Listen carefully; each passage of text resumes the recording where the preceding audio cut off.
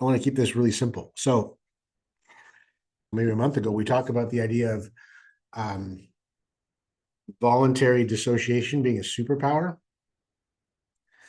And the differentiating factor in that is that involuntary dissociation, like when someone is triggering you into being dissociated from your body out of your control, is actually a profound tactic fueled by shame to control you.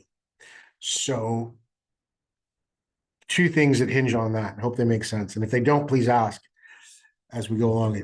I think it's going to become more relevant tonight. One, it's harder to control a person who feels good in connection to their body. In other words, and we feel good in connection to our body when we're actually in our bodies. That person's very hard to control because that person's awareness is very sharp. And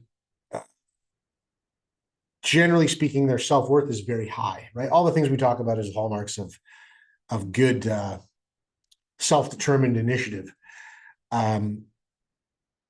When a person has learned how to maximize by their own choosing being dissociated from their body,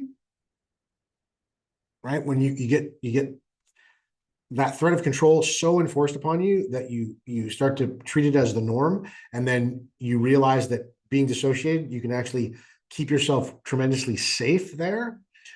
That person who then comes back from that into joy at even the possibility of being fully connected in their body is like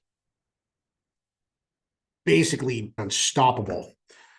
So, of course, nobody wants you to do that except all of us here.